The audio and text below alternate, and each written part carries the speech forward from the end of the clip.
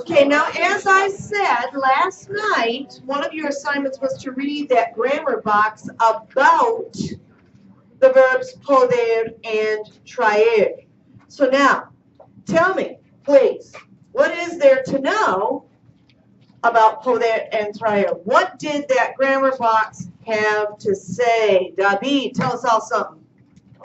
Poder means like you could do something, or it's followed by like. Okay, now, first of all, this box didn't deal with everything there is to know about poder and traer. This box was placing an emphasis on what particular tense?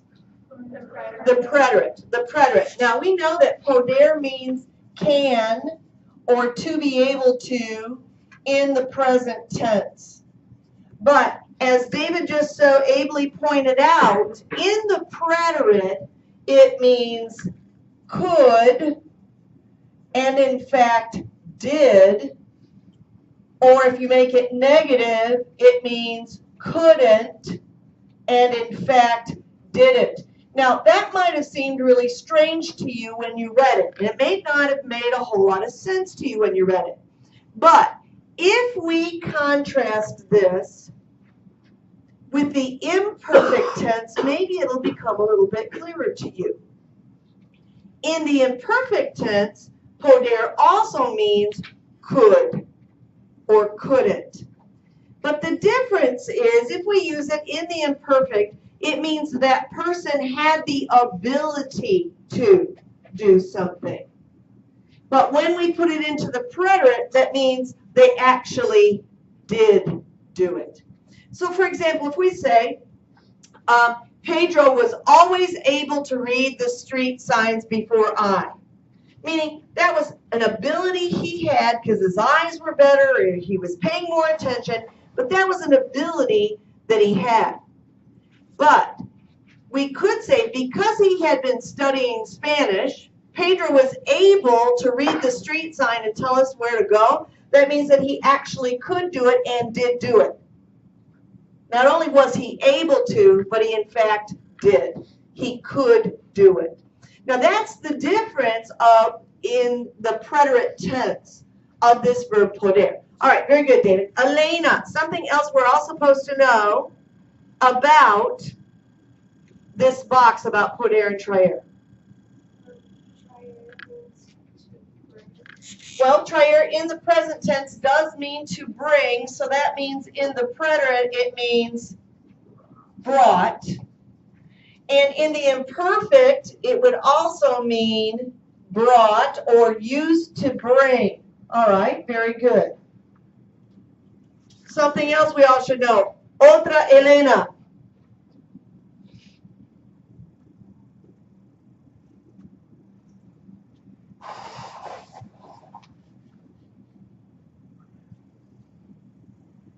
Okay, Graciela.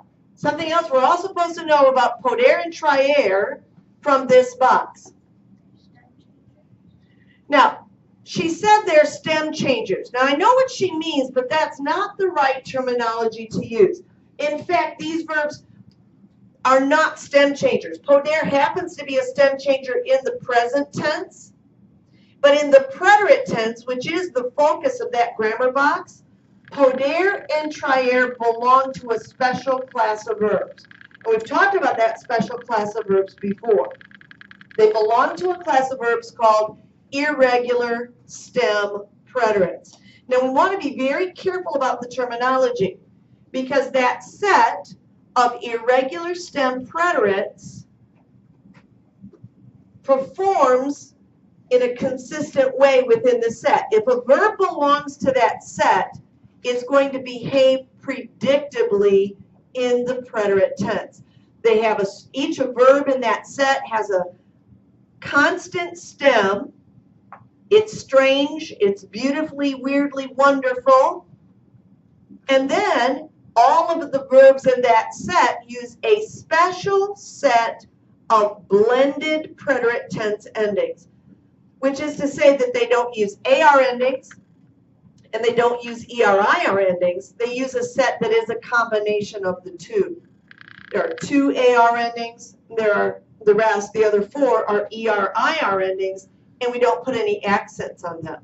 Now we're going to review all 3 tenses that you're responsible for. You might want to get out a notebook, especially if you are unsure of yourself when it comes to conjugating verbs. You might want to get ready to jot down these conjugations in your notes just to be sure that you know the present, imperfect, and preterite tense forms of these verbs. All right. Now, because I know that you already know the present tense and the imperfect tense, we're going to run right through those together. Clase forma yo. Tiempo presente forma yo. Puedo. Tú puedes. Él, ella, usted. Puede. Nosotros. Podemos. Vosotros. Podéis. Ellos, ellas, ustedes. Pueden. Y en tiempo imperfecto, este verbo es regular. Es regular.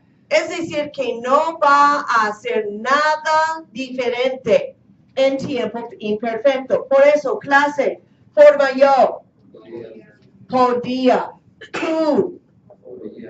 Podías. Él, ella, usted. Podía. Nosotros. Podíamos. Vosotros. Podíais. Ellos, ellas, ustedes. Podían. Now, as I mentioned before, poder in the preterite tense belongs to that special class of verbs called irregular stem preterites. It has an irregular stem in the preterite, and that stem is pooed. Almost sounds like something you did in your diaper. You pooed. Okay? And that's going to be the stem for each of the 6 forms of this verb in the preterite. It is constant. Now that's what makes it different from a stem-changing verb. Poder is a stem-changing verb in the present tense, but in the preterite, it is an irregular stem. In the present, stem-changing, it only changes, it does not change, in nosotros and vosotros. In the preterite, once that stem changes, once we apply that irregular stem, it is consistent through all 6 forms. And then we add a set of endings that is also going to be consistent no matter what the verb is, if it is an irregular stem preterite. It is a blended set of endings that is neither AR nor ERIR, but an integrated set from the 2. And what else is different about it is because these verbs are irregular, they don't have any accent marks on the ending. Forma yo, pude. It's like saying, I taught, pude tat. Pude. Tú, pudiste. Él, ella, usted. Pudo. Nosotros. Pudimos. Vosotros. Pudisteis. Ellos, ellas, ustedes. Pudieron. All right. Very good. Very nice. Now, traer. Traer has its own idiosyncrasies. Let's review the conjugations of the verb traer in the present tense, the imperfect tense, and also in then the preterite tense, which is the focus of this particular lesson. Present tense, verbo, tiempo presente, verbo traer, forma yo, clase. Oh, traigo. Forma yo es irregular. Forma yo es irregular. Todas las otras formas son regulares. Todas las otras formas son regulares. Por eso van a seguir las reglas, van a seguir las normas de conjugación para un verbo que termina en ER. Entonces, clase, forma tú. Traes. Lea usted, clase. Trae. Nosotros, clase. Traemos. Vosotros, clase. Traéis. Ellos sean ustedes, clase. Traen. Traen. Ahora, tiempo imperfecto. En el tiempo imperfecto, el verbo traer es regular. Es decir, que va a seguir todas las reglas, todas las normas de un verbo regular en el imperfecto. Por eso, clase, forma yo. Traía. Muy bien. Forma tú, clase. Traías. Lea usted, clase. Traía. Nosotros, clase. Traíamos. Muy bien. Vosotros, clase. Traíais. Ellos sean ustedes, clase. Traían. Muy bien. Entonces, otra vez, ahora en el pretérito. En el pretérito. Este verbo es un verbo que tiene una raíz irregular. Y la raíz irregular es este, T-R-A-J. T-R-A-J. Y para todas las formas va a tener la misma raíz. La misma raíz. Todas las 6 formas. Y entonces vamos a aplicar estas mismas terminaciones con una excepción. Porque los verbos que tienen J en esta posición, la última posición de la raíz, ellos van a quitar una letra de una forma.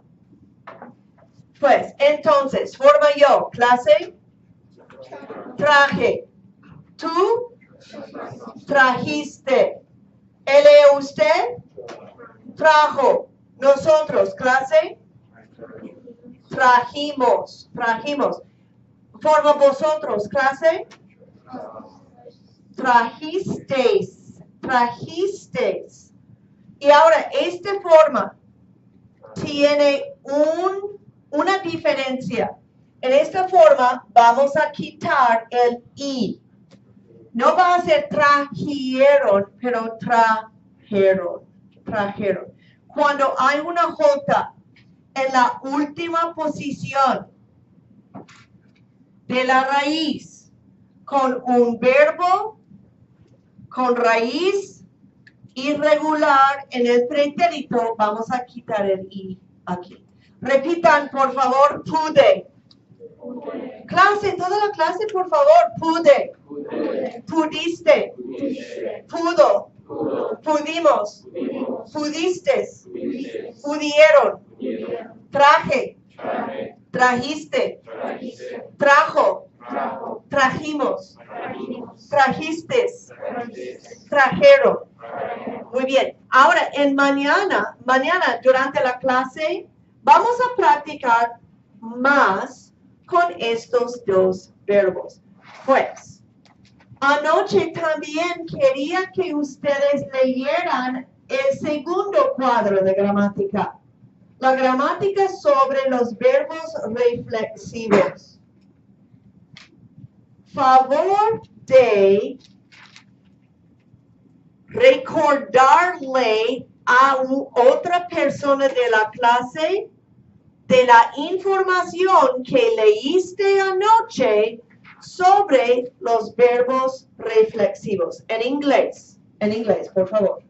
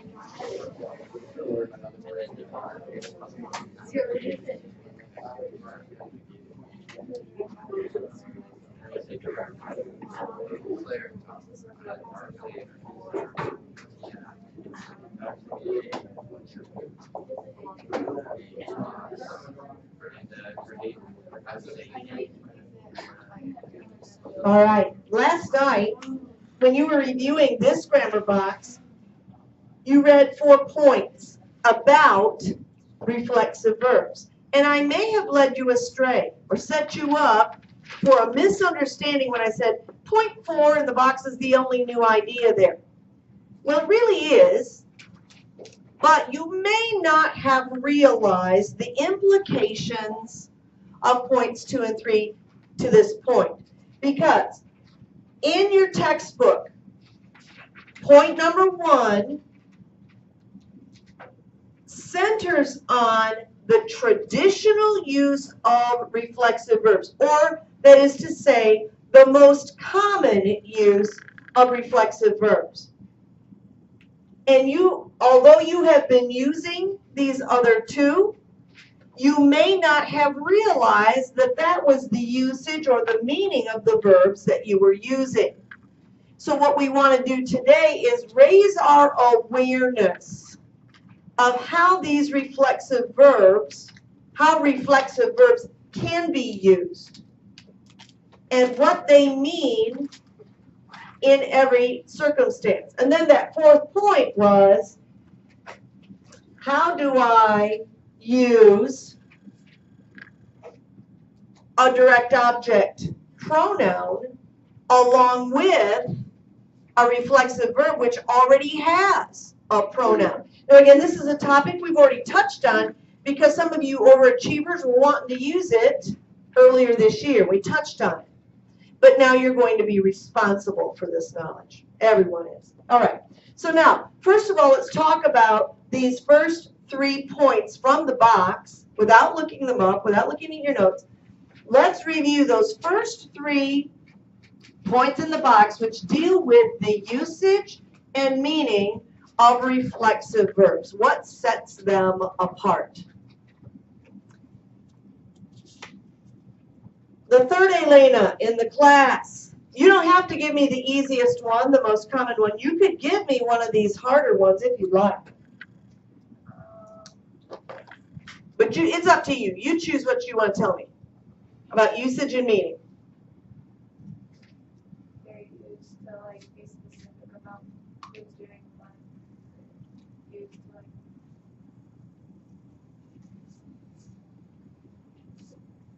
Are you done? Because you finished with like. May, Those are the reflexive pronouns, but that doesn't tell us about their usage or meaning. Now you said there used to be specific about who's doing what. Well, all verbs do that, but reflexive verbs add an extra little punch to it all. Andrea?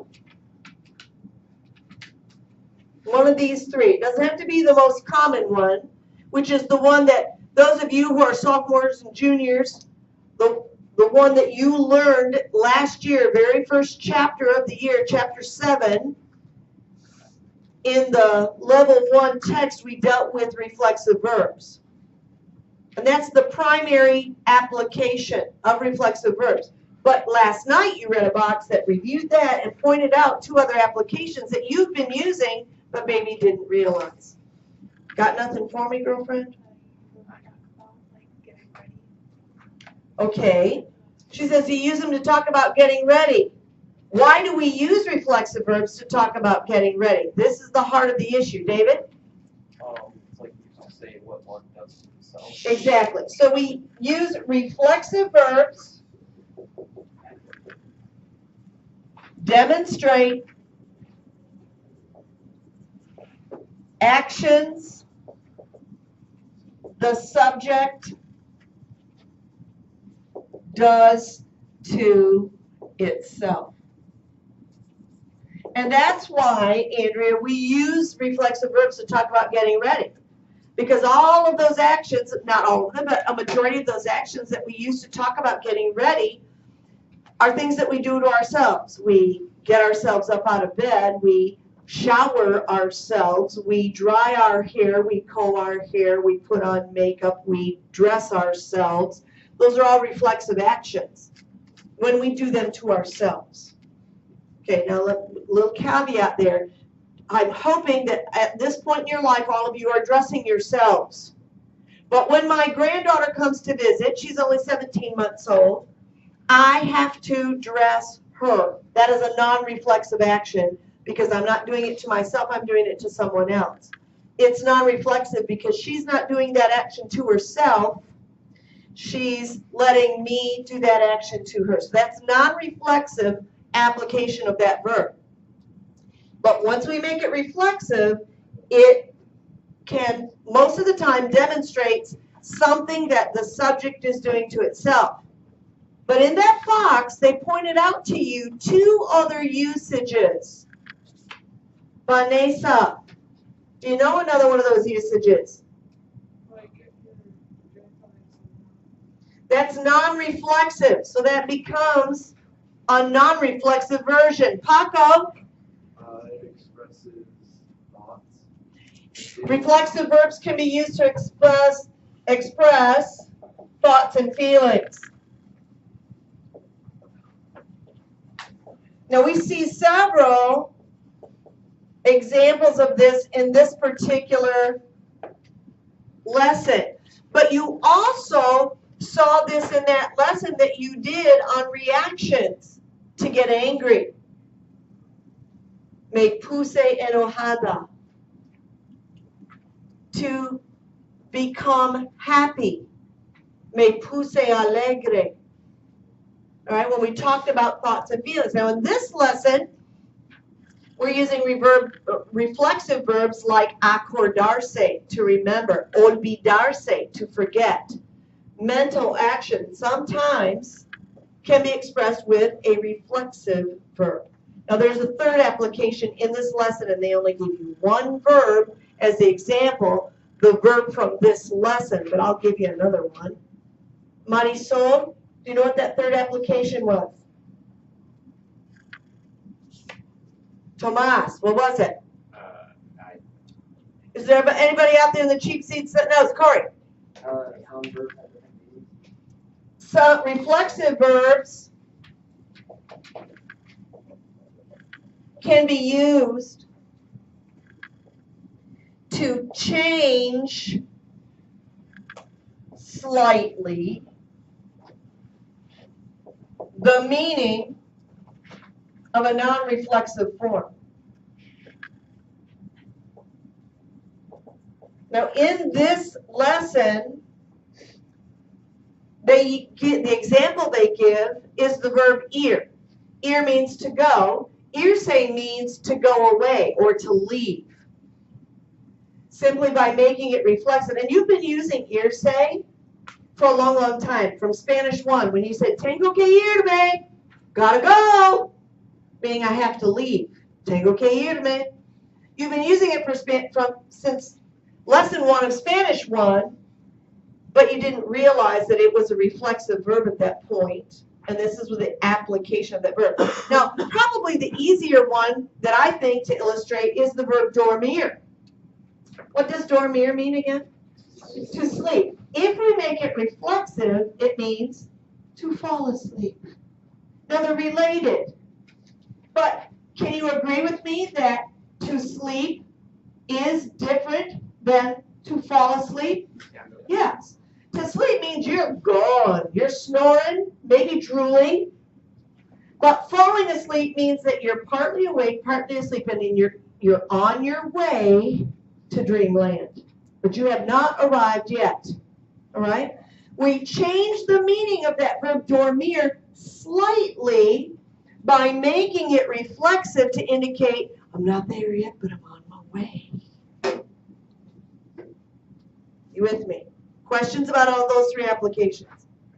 All right. Then that fourth point in the box was about dealing with direct object pronouns and reflexive verbs, because now we have a problem. We have a problem because we have more than one pronoun that we have to deal with. So what did point 4 in that box have to say, Martine? That the reflexive pronouns go before the direct object. That's right. So you can use them together, but that reflexive pronouns go before or precede the direct object pronouns. Now, that means that wherever you put the pronouns, first of all, they have to go together. You can't split them up. And wherever you put them in the sentence, they're going to go reflexive and then direct. Now, earlier this year, we talked about using any combination of two, and we use this acronym RID, reflexive, indirect, direct, to say, if I have any combination of two, they're always going to go in this order, whatever the two are. Now, the two we're talking about in this lesson are reflexive and direct. And in addition to that, we said there's some dorky little saying. Remember that dorky little saying? We were saying it and swaying it because some of us learn better that way when we're moving and saying something at the same time. We did this, we went indirect, before direct, reflexive first of all. Remember that? Oh, we did it earlier this year. Okay, so here we go. We're going to go, you're going to say it and sway it. You're going to go this direction first. You're going to say indirect, before direct, reflexive first of all. Are you ready? Here we go. Everybody together. Here we go. Indirect, before direct, reflexive first of all. Now we have some citizens out there who are not participating. This is a participatory activity. Everyone must participate. We're going to continue to do this until everyone is participating. Here we go. We're going to go that way first. Here we go. Indirect, before direct, reflexive first of all. Let me ask you, please, some of you do not play sports, please, and please do not study music because you can't keep the beat and you don't know which direction to move. Okay, indirect, before direct, reflexive first of all. It's helping you remember what order these pronouns go in. Now, that being said, we have to remind ourselves about where those object pronouns can go in a sentence. Oh, some of you are going to be really upset with me. Some of you who had Mrs. Howell last year have this in your notes 3 or 4 times because you couldn't remember the 4 places in a sentence where an object pronoun can go. In the next 30 seconds, turn to somebody near you and tell him or her the 4 places in a sentence where an object pronoun can go, any object pronoun, whether it's reflexive, indirect, or direct. What are those 4 places? Go.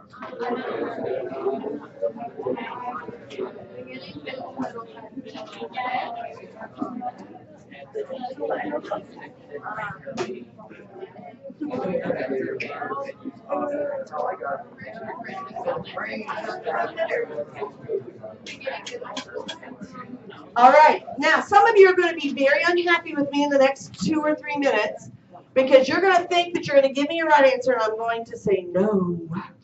Because you must use precise language for these placement rules.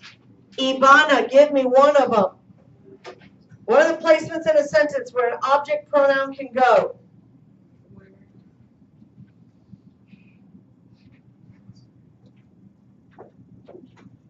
What, you got nothing for me? Your girlfriends were just supposed to tell you. Didn't they tell you anything? No. Shame on you, you girlfriends. You did, but she wasn't listening. Hey, Lisa, can you give me one? Attached to where on an infinitive? The end. Attached to the end of an infinitive is the second most common placement. Attached to the end of an infinitive. Now, may seem too precise for some of you. I heard a lot of people say at the beginning, at the middle, at the end. Those words have no place in these definitions. You must be very precise. Attached to the end of an infinitive. Victor, can you give me another one? No. At the beginning of the sentence is not an appropriate way to describe placement. Pedro? At the beginning of a conjugated verb, or before a conjugated verb. Before a conjugated verb. Not at the beginning of it, because that means that you're trying to attach it to the beginning. It's before a conjugated verb. Now that means it's not attached to it. It doesn't become one word like it does when it's attached to the end of the infinitive. It is placed before that conjugated verb. Meta, another placement.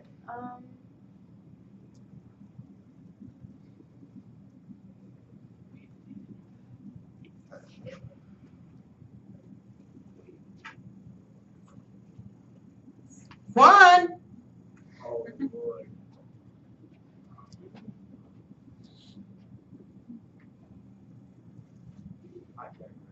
Okay, is there anybody out there? Give me a third one. Attached to that, well, after a conjugated. Not after a conjugated verb. Carly. Attached to the affirmative. Correct. Attached to the end of an affirmative command. Attached to the end of an affirmative command. And there's one more placement. If the command is negative, then we revert to rule number 1. We just put it before the conjugated verb. Kiara. Yes. Yes. Fourth one. Fourth one. Attached to the end of the present participle. Exactly. Attached to the end of a present participle. Now, for those of you who don't know what that is, remember that's that ing, I-N-G, form of a verb. And so in Spanish, the present participle, if it's an AR verb, the present participle ends in A-N-D-O. If it's an ER-IR verb, it ends in I-E-N-D-O. Now, one other thing that we need to keep in mind, if we're going to attach two object pronouns to the end of an infinitive, we're going to have to mark an accent. And it's going to be on the vowel of the infinitive. That means the A, the E, or the I. If we're going to attach two pronouns to the end of an affirmative command, we're going to have to put an accent mark.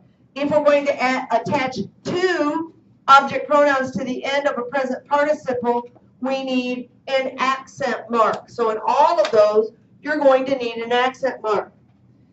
So we don't have time to finish the next activity, but what we're going to do is this. I'm going to show you a translation block. I want you to jot it down in English. I want you to do the translation block for homework in addition to packet exercises 7 through 10. Packet exercises 7 through 10 and the translation block that you're about to see. Okay? I gotta find my mouse. Hang on just a second.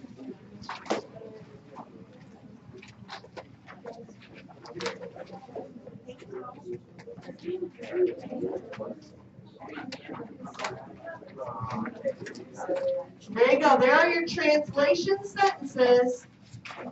Jot them down in English. And if somebody would turn off that little light switch, it'd be easier to read them. Thank you so much.